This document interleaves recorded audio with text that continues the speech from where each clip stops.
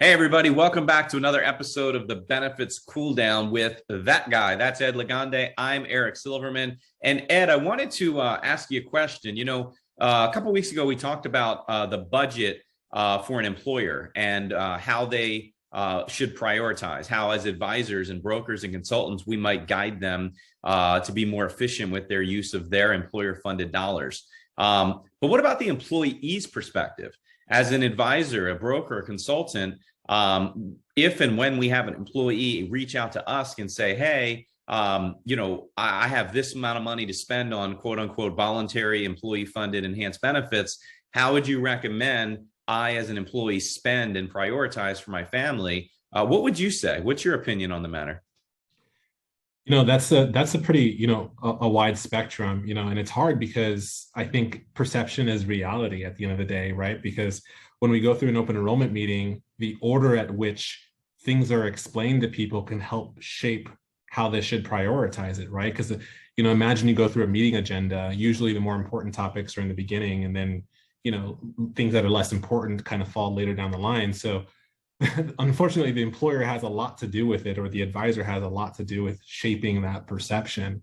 Sure. Nonetheless, there are so many cultural or societal, community-based, or even just education-based, reasons as to why someone may necessarily prioritize one particular benefit over the other, right? And so when you're looking at a limited budget at the end of the day, we have to think about what's going to be the most important for that particular individual and family. So, I'll just use myself as an example. I only have X number of dollars that I can spend on supplemental benefits or any benefit at the end of the day. So I'm going to look at my family. I tend to not look at myself first, which I know is, there's a split down the middle as to how people feel about that. But, I need to make sure my wife and my kids are taken care of. And what are they doing on a day-to-day basis? So everyone, you can have two people who, look to have a very similar lifestyle that have very different needs, just because what's going on internally is going to be very different, right?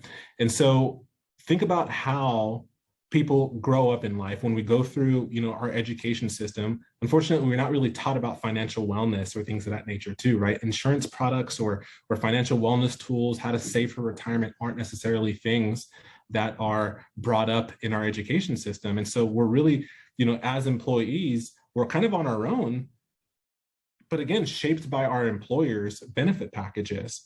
And so when I'm looking at a limited budget, I'm going to focus on my family and think about what's going to help us from a future 12-month perspective, and then try to make my enrollment data based on that. But again, it's hard to say what employees should prioritize, one benefit over another without having that employer discussion, just because I do believe that they have a lot to do with that perception of what should be important.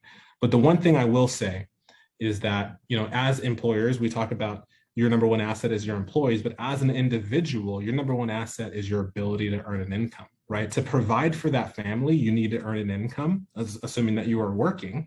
So we need to protect that, right? I'm a big believer in income protection.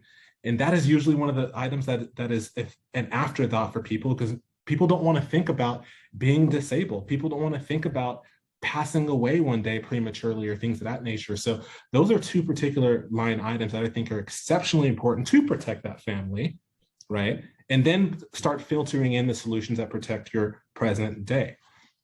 So that's kind of how I feel about it at the end of the day. How about you? Yeah, man.